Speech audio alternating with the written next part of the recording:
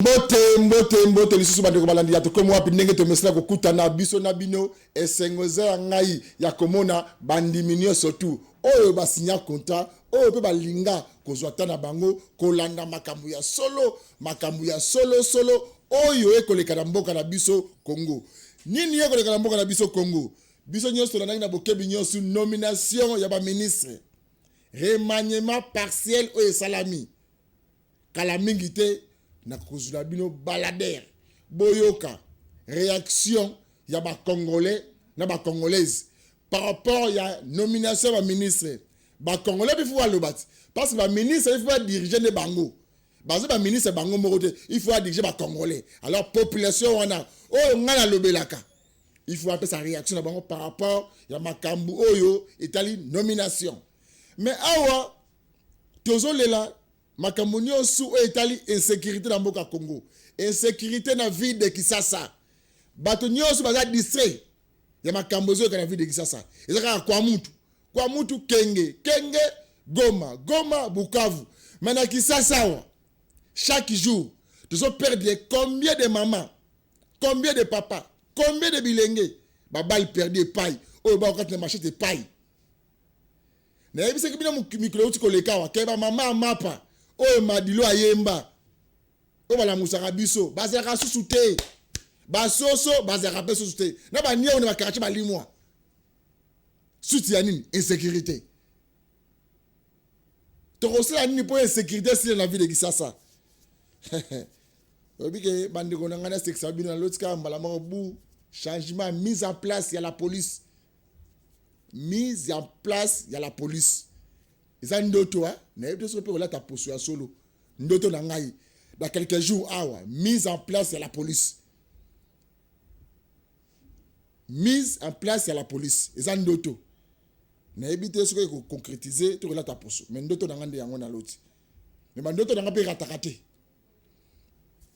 to ko so la toujours makambo etali Congo tukangi parenthèse journée ya ndoto makambo etali Congo to kekuna na chango commune ya Masina na commune ya Njili ezala conservateur muto ya zana pour repasser ba titre foncé mikanda lopango boyo ka théâtre to aventure ezo salama kuna na chango et puis to robeta de masolo ya ndeko moko ya mwasi moko azotela kaka ko seni chef de l'état magema kambango zana ba koko soma mukeme azosala nyonso po alanda vision ya mokonza mboka o alobaki na ba congolais na ba congolaises boya to sangana to tonga mboka na biso elongo eza bongo mama Aminata Kapinga Kazadi abenga kai mama social aza kuna na Kaluka abanda kala kosala ba action muke lelo andimi a accompagner vision ya chef de l'état mokolo ya samedi asangisaki communauté kaseni nyonso to Kaluka Amérique côté c'est bango vision na ye ezali nini pour le processus électoral o ezakoya pour la clôture pour ya mois de la femme mais avant de comme kuna to betna ma solo ya makambo tele mapangu complicité ya ba politicien na ba conservateur na ba procureur na ba avocat général bon moi na to betaka ma solo awa kino mapango belé ba site belé zo teka na kisa za complice ozo ba teka ba procureur ba teka ba général bateko ba politicien moko awa eza ndeko na biso moko diaspora mokonza mboka lobaki kuni na mikila pota lobango ate bino ba congolais oyo baza libanda mboka awa boya to sangana to tonga mboka na biso ebeki pendant 32 ans Congo eza ko kufa Congo ekufaki mosapi moko sokola kelongite boya to sangana to tonga mboka na biso ba congolais ya diaspora bayambi mbela mokonza mboka Félix Antoine Tshisekedi Tshilombo mbele ya chef de l'état ba congolais babandi ko ya Kisasa ndeko Doris Mukuna asombi lupango na Masina sans fil na boulevard tout le long boulevard asombi lupango na voie normale d'héritier baza 5 moko alobi ya kotika na mabele 4 bazo lupango basangisi bateke lupango a bonne forme conflit zate avant de la développement de Doris Mukuna ndeko moko ya kawana asoma lupango mopaya Kamel aza indien libanais aza libanais comme on a Kamel Kamel ayebani ming na ba villa wa na matete balemba commerçant munene ya joaka mapanga bande ba contrat aye a négocier et simbité alingi bande ba pesa ebuka lopango po ya ke na bank azo mbongo po ya pesa bande ko bande ba boyi babite yaka na mbona msebiso ti ndeko wana libanais et simbité congolais docteur alibité na kiki mbela makonza mboka to kotonga mboka na mboka na biso Congo tongo na hôpital bo ekipara bana mo hôpital oyo so kipara bana basi za kate hôpital oyo so kipara bana basi na Congo za kate sika ngana na tongo hôpital monene oyo bana so kipara bana basi tongo ke ndeko Eliezer awat akiko déposer akiko déposer loi pour la femme accoucheuse kuna na semaine nationale bana basi bako botara nde bazo bote bazo kufa ndeko yo ayoki makanisa habité na ye na sala hôpital malamu yango ndenge na yoko na mikila poto na sala hôpital o bana basi ba mama na biso bazwa place ya lobiko ndeko na sombi place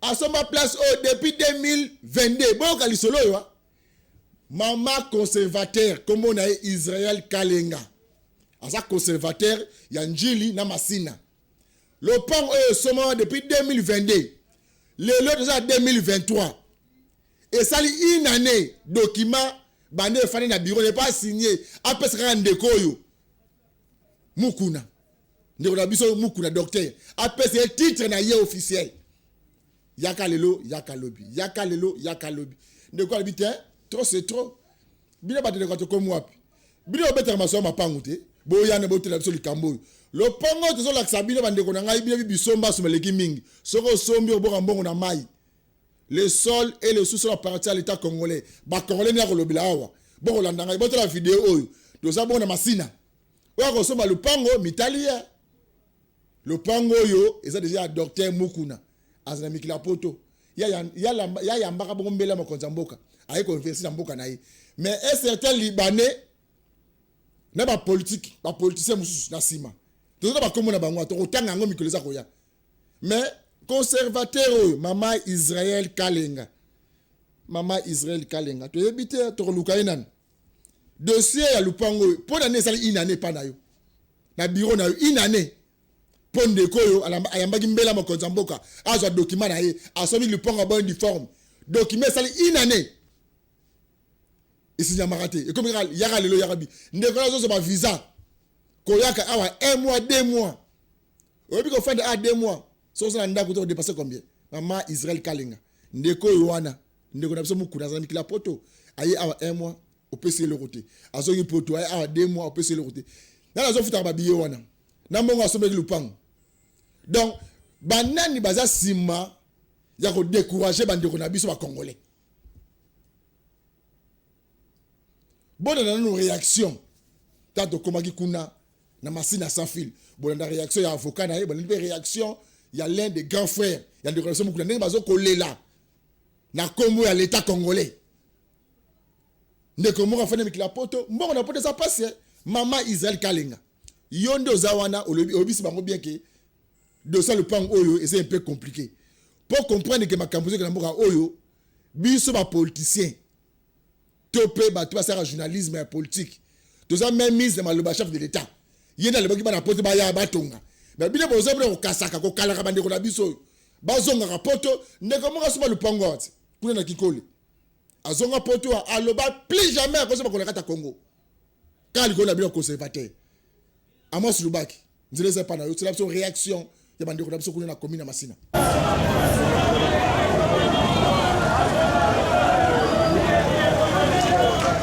Action. Oui, bandeko balandi boka moitié bo moninga na polo na polo pour ani magembule betre les dimanche. Na ebisaka bino mbula butu il faut de servir République démocratique du Congo eza ko inda. Et puis de ebisaka bino bandeko to bolanda biso lopangwa abosomba lopango na kisasa. Oui, bozana ba commissionnaire, bozana ba avocat. Bobenga ka biso poto la kisaka bino makamuni ezo na kisasa o. Nokite okolela monoko ya mboka. Toza awa na commune ya Masina. Bolanda ninjo ko sala awa na commune ya Masina. Moi, papa journaliste. Bonne santé. Non, Zamba Zosala, tout va bien. Ok, bon, c'est moi.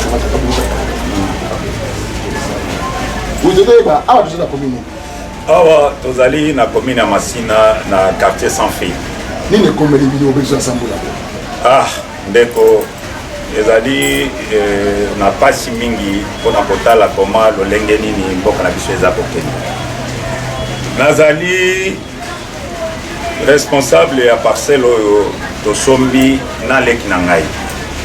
Leki na ngai avandaka na mikili ya poto aye pa iboye aluka a investir ndenge chef de l'état alobi ayebisi ngai kulutu luka esika nini toko kosala moi hôpital po tosunga bamama parce que ye aza médecin gynécologue toluki esika oyo tokutani na bakolo lopango tosololi na bango bazali na kati ya sécession na kati ya famille na bango tosololi na bango toyokani basali morcellement ya ba parcelle oyo biso tozwi kitendi oyo ya 7 mètres sur 20 sur 18 topesi mbongo en bonne et due forme biso tozali ba premier acheteur ya portion de terre oyo bapesi biso tosombi yango ndenge ezosenga na bato nyonso na mibeko ya mboka il fallait to suivre procédure normale po tosalisa mikanda après sécession il faut que mutu na mutu s'attribuer na certificat d'enregistrement na ye tokeye na cadastre ya juridiction na biso ya Tchangu na Nsele.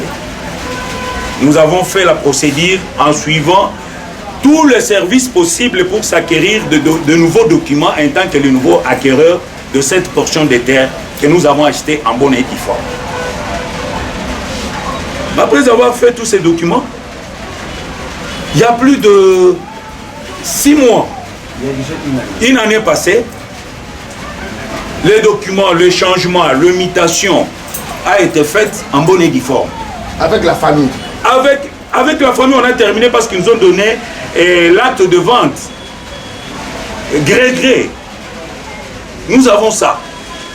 Et après, nous avons dit que nous ne pouvons pas rester avec l'acte de vente gré-gré et nous devons suivre la procédure pour avoir les documents officiels au niveau des services compétents de l'État. Comme que le chef de l'État est en train de nous demander que vous devez suivre toutes les procédures normales pour faire encaisser l'argent de l'État dans les caisses de l'État. C'est ce que nous avons poursuivi. Mais chose grave, on arrive au niveau on a payé, nous sommes allés au cadastre, on nous a demandé tous les documents, nous avons exhibé tous les documents possibles. Mais chose grave, depuis tout ce temps-là jusque-là, le certificat est sur la table de conservateur, monsieur Joseph, c'est qui? Madame Saïd Kalenga. Madame Israël Kalenga. Madame Israël Kalenga, Azali conservateur de titre foncier au niveau de notre juridiction de Tchangu. Oui, oui. Oui. Tant de dossier comme pas naï. Dossier comme naï et pas naï en bonne et due forme avant de lire dossier. Quand on essaie de suivre par-ci par-là dans le service, non, nous avons déjà terminé avec tout ce que vous nous avez demandé, mais votre dossier se trouverait sur la table de madame conservateur et vous devez l'appeler et pour savoir pourquoi tout ce temps, ce dossier n'est pas libéré et revenir à nous pour qu'on puisse enregistrer comme ça s'est fait normalement. Quand on essaie de demander à madame, elle nous dit que non, ça devient un problème politique. Et j'ai reçu un ordre. Mais comment? Quelqu'un qui est habilité, nommé, donné et le pouvoir d'agir en qualité et en force, elle doit attendre d'autres juridictions. Madame Israël Kalenga. Oui. Azali Moutou a fait perdre. Azali Moutou, il y a assez d'action pour la République. Azali Moutou a IDPS.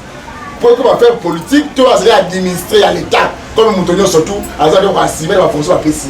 Pour que le milieu de tout ma campagne politique. À partir de Madame Israël Kalenga. Mais pourquoi que le pan Moïse a ma politique et comme un problème il y a juridiction où les alliés ont monté. Vous comprenez au moins ça? Elle est compétente de service, de tâches qui lui a été confiées dans l'administration publique. Ça, c'est l'administration publique. Ça n'a rien à voir avec Cour constitutionnelle. Est-ce que nous sommes dans les problèmes des pouvoirs ici pour qu'on puisse attendre des injonctions qui viennent des cours constitutionnelles? Et ce n'est pas vrai. Est-ce que notre pays, avec l'appel de chef de l'État, le diaspora volontiers, qui veulent que ce pays puisse changer, ils se sont dit, nous devons accompagner la vision du chef de l'État. Nous devons nous donner. Nous devons faire ce que le chef de l'État... Parce qu'à l'étranger, vous voyez, ce que nous sommes en train de subir, notre pays, vu sa potentialité, tout ce qu'il a comme richesse, nous sommes combattus. Il paraît-il, de ce que nous avons appris dans l'informel, qu'il y a un certain Libanais dont ses gestes habituels, c'est celui qui est en train d'influencer sur cette dame-là, à ce qu'elle ne signe pas notre document, parce qu'elle veut s'emparaître de toute cette portion de terre, au moment où, depuis lors, il ne s'est jamais même contacté avec les héritiers de cette parcelle. Vous comprenez un peu? Le sol et le sous-sol appartiennent à l'État. Mais de maman, on a Azali, Gabonais, Azali, Libanais, alors c'est la constitution libanais, c'est la constitution congolaise. Mais on ne sait pas comprendre parce que nous sommes au Congo. Nous sommes des Congolais. Pour ne pas dire de la politique qui est en train de seguir de part et d'autre, de père et de main. Vous comprenez? Nous avons le plein droit d'agir sur notre sol, de nos enceintes, qui nous a été donné par nos enceintes. Et nous voulons exploiter en nous, pour ne pas faire valoir aux autres ailleurs. Nous sommes des diasporas. Nous avons vécu en Europe. Et le chef de l'État fait l'appel pour dire que revenez au pays, nous devons construire ensemble. C'est dans l'ensemble que nous pouvons construire ces pays. Mais à ce moment-là, vous nous découragez. Vous découragez le diaspora. Vous découragez le diaspora. Il y a les autres qui attendent de notre soutien au pays sur place. Mais quand nous allons reléguer ce que nous avons trouvé au pays aujourd'hui, papa, au Kenya, au Salani, il n'y a pas de tout. Il y a un gouvernement qui a dit que bon, on va dire 40 000 € au Salini. Nous avons dit qu'on ne peut pas faire ça. Nous avons l'envie d'éclater, d'explorer la sagesse et tout le temps que nous sommes allés chercher en Europe. Nous avons des gens ici. Les Sénégalais viennent, même le Libanais, ils n'ont pas de bail de parcelle ici, malgré ce qu'ils sont en train de chercher. C'est un contrat, demain ou le lendemain, il va rentrer chez lui. Si vous allez chez lui, vous allez le trouver avec un immeuble. Quel est ce Congolais qui peut aller à Liban pour se dire que non, je vais m'attraper une portion de terre, ici je dois faire ça ici? Personne. Personne. Aujourd'hui, nous sommes en train de subir des problèmes ici en Angola, les voisins. Nous sommes des frères. Mais on a expulsé nos compatriotes en Angola. En Afrique d'ici, vous savez ce qui s'était passé. En Tunisie, actuellement, vous savez ce qui est en train de se faire, pour ne pas parler de la RDC à l'est du pays. Et nous sommes venus sur cette chaîne parce que c'est une chaîne de référence. C'est une chaîne de justice. C'est une chaîne qui peut plaider pour nous parce qu'il est en train de faire une politique autrement qui peut changer ces choses. Nous appelons le ministre des Affaires foncières, ministre d'abord. Il faudrait que nous diaspora message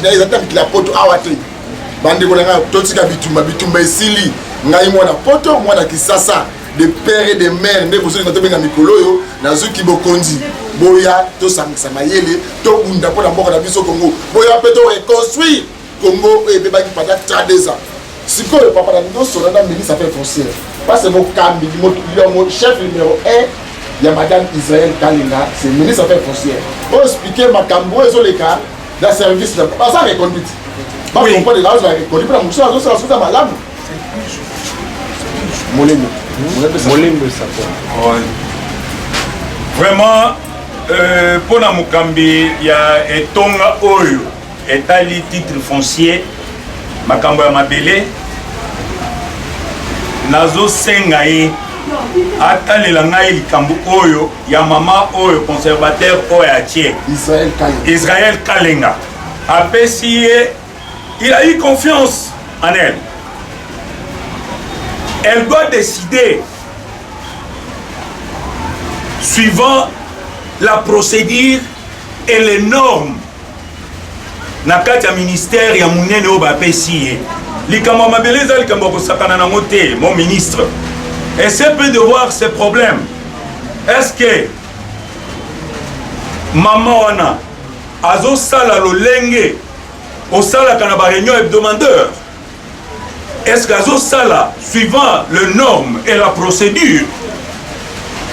Il y a ministère d'habitat et de titres fonciers. Mais comment une autorité a sa compétence légale? Elle peut retenir un document. Nous savons que dans l'administration, un document peut faire que 5-6 jours quand on entre dans un bureau d'un grand responsable parce qu'il y a de services de suivi. Et quand ça arrive chez l'autorité compétente, c'est pour l'approbation. Seulement, il doit voir parce que ce n'est pas pour rien qu'on met les collaborateurs avec des ministres, avec des chefs de bureau, avec des chefs de division. Quand votre chef du bureau a approuvé, et vous devez contrôler parce que la confiance n'exclut pas le contrôle. Vous avez confiance à votre collaborateur, il est intelligent, il est ceci, il est ceci. Mais vous devez savoir quand même que vous devez contrôler pour savoir que le document qu'on vous fait signer est correct. Et directement vous signez et vous libérez. Et quand vous entassez le dossier sur votre bureau, c'est pour dire qu'on va progresser, on va régresser. Ça va, ok. Mbote. Bonne santé. Santé za malamu. Ni le commun. Bon, nayebi adresse à place. awa tozali na commune ya Masina, na quartier sans fil. La parcelle se situe au numéro 11 sur boulevard Mouna. Ni les les cas. Bon, en tout cas, eza moi passe mingi parce que en étant légaliste et juriste, nous surtout à Zanatoire et assister et puis représenter. Donc si aujourd'hui je me pointe devant votre télévision parce que je représente une partie, il s'agit du dossier de M. Maurice Mukuna. Maurice Mukuna est le nouvel acquéreur de cette parcelle. Il est vraiment Kabila, oui, il est vraiment mis dans Oyo. Kabila, il a 15 collaborateurs. Baboucha, Balouman, professeur, Banémi, Bachadien, Bazanaï. Mais Kabila, il y a 15 collaborateurs dans la façon. Mais là, on va comprendre le cas. Et ça clair, les Cambouisa, ils ont le pango presque zali et outil na kati ya succession ya famille Ndibu. Famille Ndibu, ils ont famille ba paisible citoyen au bafandi na Kinshasa, na Masina, na quartier sans fou. Famille Ndibu, comme on dit en droit, que nul n'est tenu de demeurer dans l'indivision. Papa Zalaki, papa Koufi, bana batikali. Bana bazali 5. Na bana wana baza bandeko entre bango il y a aucun problème. Bana balobi non, lokola bien na biso moko etikali la seule parcelle est l'unique. Il y a papa na biso. Donc esengeli na biso to sala nini? To sala partage moko équitable et puis équilibré. Donc famille ba yokani ba aboutir dans un protocole d'accord. Donc, dans 5 bazali, à chacun a 5 mètres, 5 mètres. Donc, parmi les 5, Moko andimi nae atonganda kunaye à vivre na bana. Et atongi pe baso fanda calmement. Les 4 autres va décider de se consolider pour na koteka.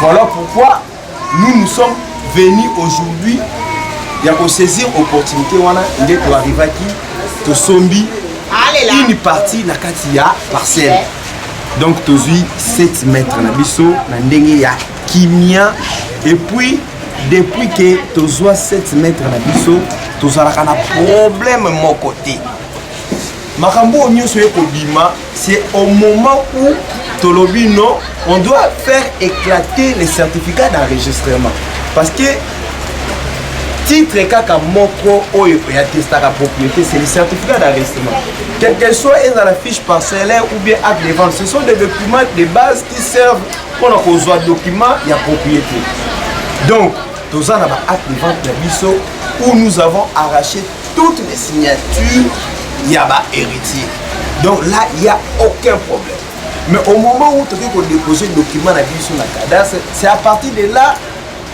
révélation mon frère Salma que un certain Libanais envié je dis bien envié acheter cette parcelle mais tellement que azaki na mbongo te alingi a récupérer le pont oyo na force o te bi que wana eza extorsion okoki ko forcer ba propriétaire te ba te que le eloko. Le monsieur ne va pas se limiter là, il va contacter des politiciens, il va contacter des magistrats par-ci par-là. Le monsieur libanais contacter les politiciens libanais que les politiciens congolais. Nazoé Bissayo que les Libanais en question, on ne doit pas cacher les noms. Kombonaï, Ezali Kamel Bourgi. C'est un certain commerçant. Oh, il semble-t-il qu'il est déjà en faillite, mais Wana Makamnaï est à l'Ibissoté. Mais oh, il y a Kamel. Kamel Bourgi. Donc Kamel Bourgi. Kamel Bourgi. Donc Yende Moutou Azali pour inquiéter même gens et administration à niveau de cadastre. À tel point que le document est suivre l'évolution normale jusqu'à ce que le niveau de cadastre parce que le niveau de cadastre et conservation des titres immobiliers tous en a des étapes. Tous en a niveau technique, le niveau de coquille. On a ici déjà si là les chefs de division à cadastre a signé. Donc monture il y a certificat ici Salama à bonne et due forme. Problème tous en a le Isaiah signature et souka. Conservateur dans moment qu'il y a quoi signé a subiso presque une année il y a réflexion.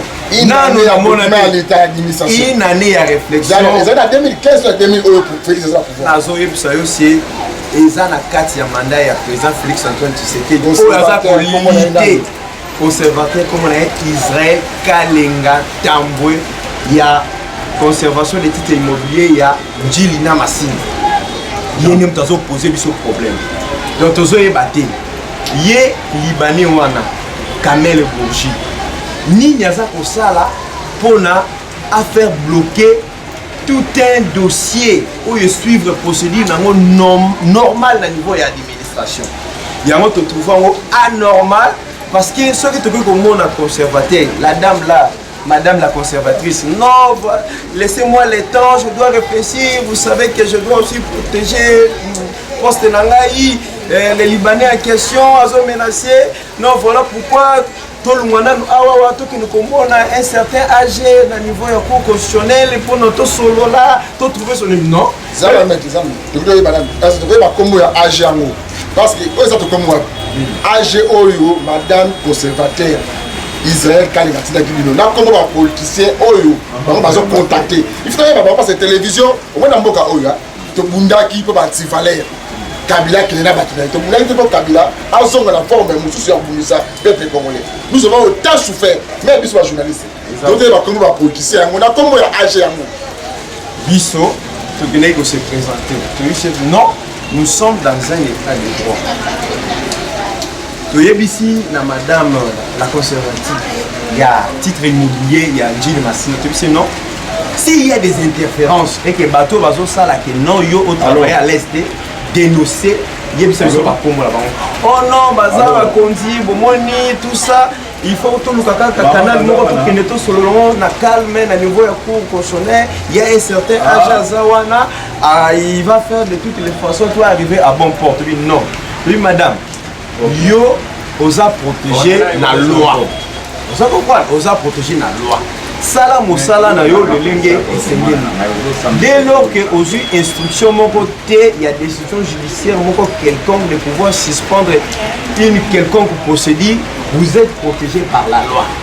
Et puis un étranger a compris qu'on inquiétait autour de mosala oyo loi est protégée. Mais comment ça fait-il que et comment que juste pour signer il faut que les négociations en coulisses et ça pour tout procédure judiciaire peut-être que moi un certain âge parce que non à ça la cour constitutionnelle te trouvons ça normal mais ça il va avocat de vous en mais yo ça bon avocat ou yo représenter son Maurice docteur diaspora est-ce que yo na dossier yo ça sert dans dossier wana il y a beta conflit mo boité boni dossier parquet combattu tribunal de commandement Maurice Bangwa et que la cour constitutionnelle c'est base de quoi tu es la place tu es juridiction tu sais ma cambo pe ming tu es ba les cambo ba na matete et que limité né comme la cour constitutionnelle les cambo ba ni même pas na matete nan to sambité mbala moko obi cour constitutionnelle l'axine naza ko yebisa oke oyo eza ba surprise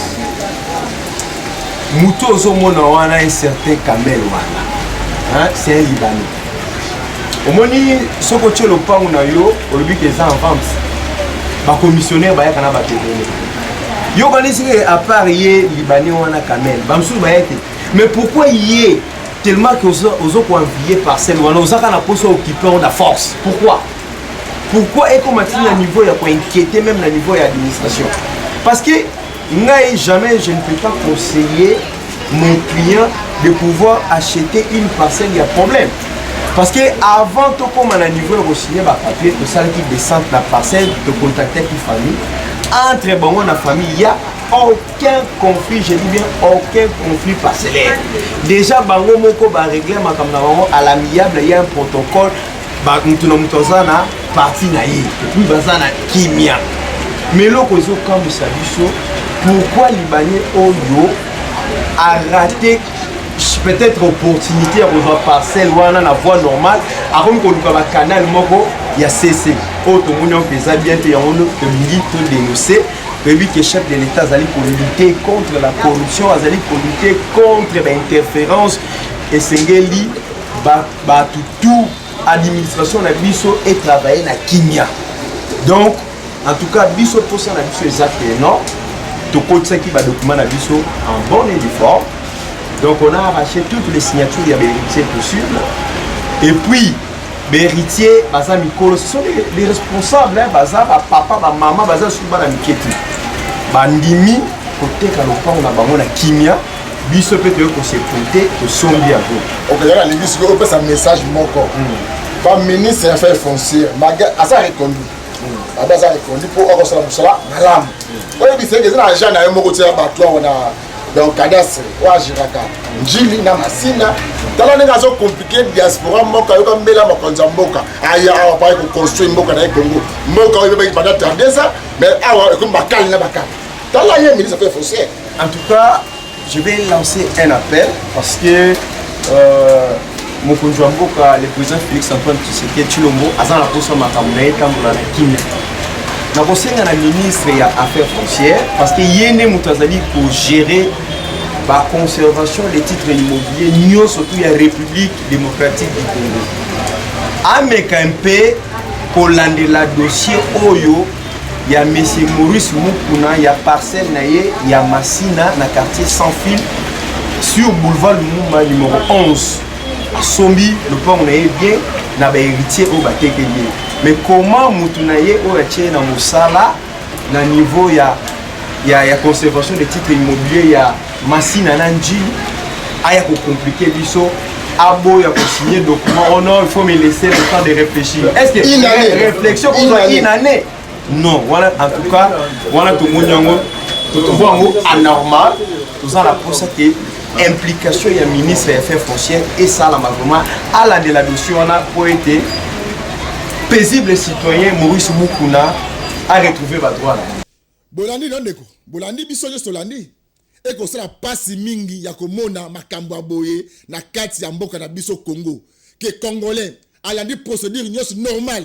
Asombi esika, asomi mpe lopango mpo atali ndako na ye te ye seli kuna na mikili ya poto no alobi oyo na ye ekoli nalingi na yo na mboka na nga Congo na sauve bandeko na nga ya basi non ensemble mama moko aye wana comme bapesa portion de terre oza conservateur yo komo bloquer ba congolais document sali une année document administratif et sali une année na bureau mutu moko pour apesa mutu titre le pango est na conflicté mutu peut être tellement que non le pango était kami nga na yebite te bango 4 ba teke le pango était kami ba signature na bango zali ba kufa pété baza en vie na njili wana boni mikale ko traîner na bureau na mama Israël Kalenga yo kaka pesoni zana pouvoir ndenge ndeko lézard lobaka l'amour du pouvoir non le pouvoir de l'amour bandeko na ngai excellence Molendo Sakombi bandeko abonné osala ma musala excellence Molendo Sakombi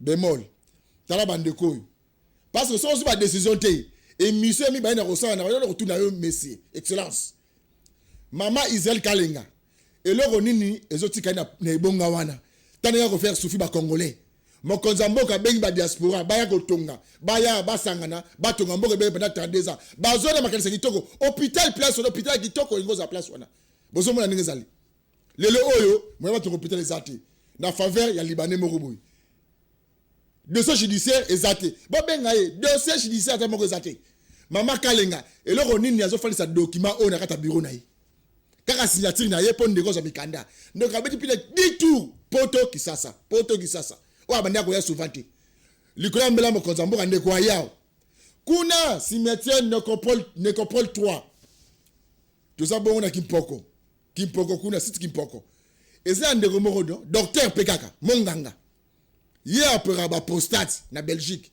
ala pa le bino kosema kolosu na Congo te bobo na na Congo likolo kaka na bino ba conservateur na parquet ya commune ya Sele ndeko na lapa aleka awa alapa bina ko yeka suna mboka Congo te président Félix me connaît personnellement na yoka gimbela le bagi biso ba diaspora to ya kotonga mais on a moni plus de $100,000 et quelqu'un rebona mai wou conflit contre la famille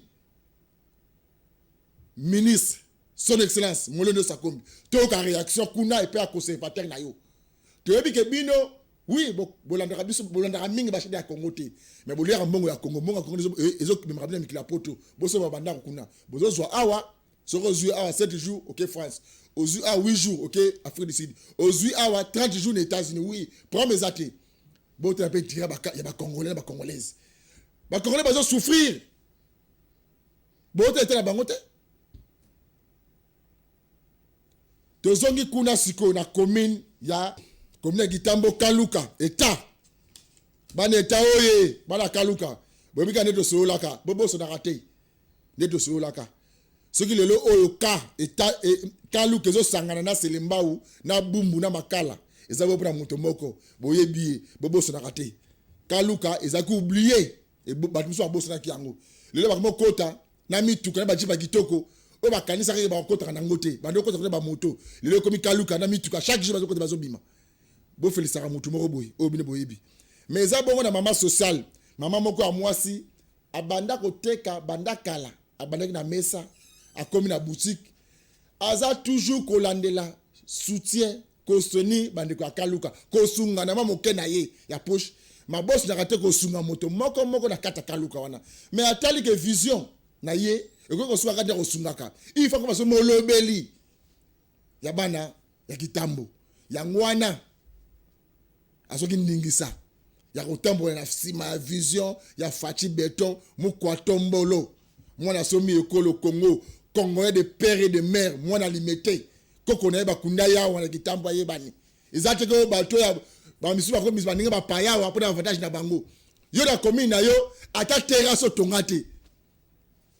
tongate moninga tongi terrasse moninga ko mo paya mais ko mboko tongi déjà nini oui ngai kiseso ya ngai et so seli na commune kiseso yango kaka na munoko ko misaka baninga ba paya tonga peti tonga o tik moni tango yo zalaka ba rotuna yo nini yo tikaka ezateka na munoko lobaka eza normal te ndeko na biso kapinga kazadi aminata alebi ngai na dinasika makoloto na kati ya Kaluka bolanda bongo clôture ya mois de la femme nenga kutana ki na communauté KCN atel c'est bon vision na ye ya Fachi Beton ezali nini.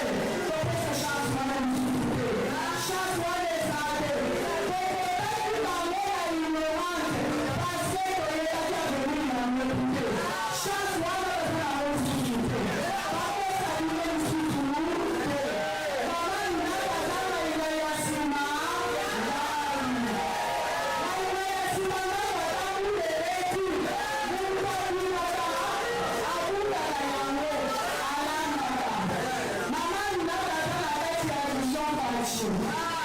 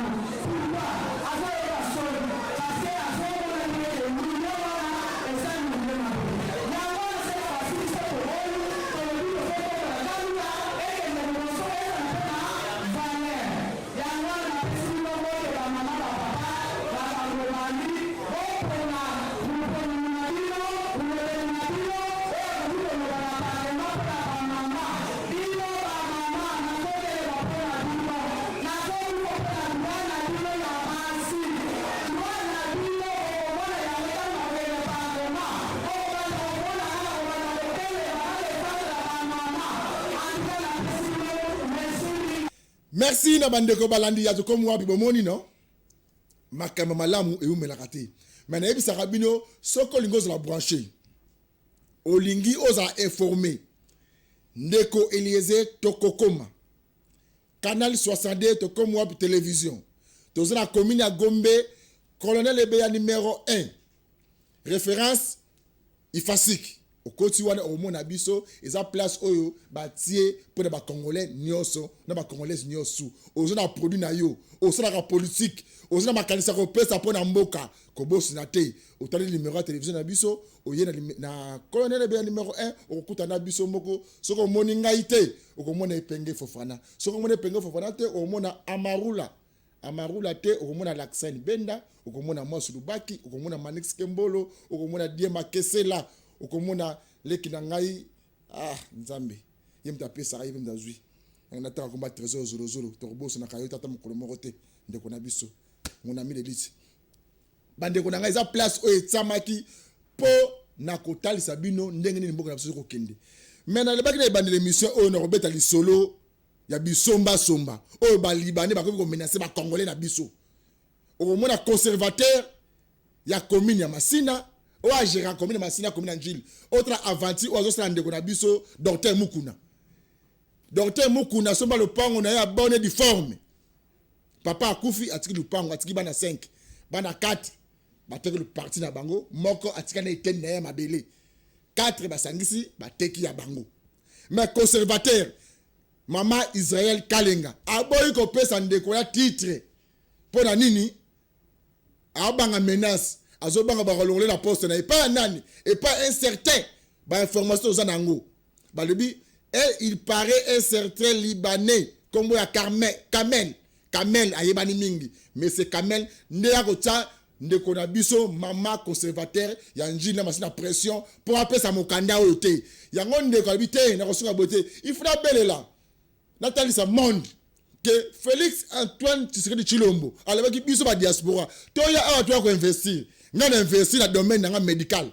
nazo sombe sika oyo pona tsa hôpital munene basi babota na ba condition malamu ba appareil nyoso de nekisa sawa place ya kutsango ezalité yana lingai moko na tongelo ko moko malamu na tika na elaksa un jour azaka congolais par na ngai yango na sali mais le oyo ba document eza bloqué total sibino pe mama moko alandaka biso mwa mingi wana za ami ya ndeko Eliezer les amis ndeko Eliezer mais kaluka alibite ngabe na vision na ngai pour mboka Congo na bandiko sasa batu lelo te mais na lingi na so la mingi na bana kaluka mais na comme sango officiel na kombo ya mama Aminata Kapinga Kazadi to sukisi awa pona mokolo mwa lelo mais ndoto na ngai boboso na ngote na loti ndoto mise en place ya la police parce que insécurité et le kiming na vie de Kisasa na bandeko kanisa ndeni insécurité ko sila na ta bonzamba ko talisa ngai mwana ko banga te kala mingi te bako changer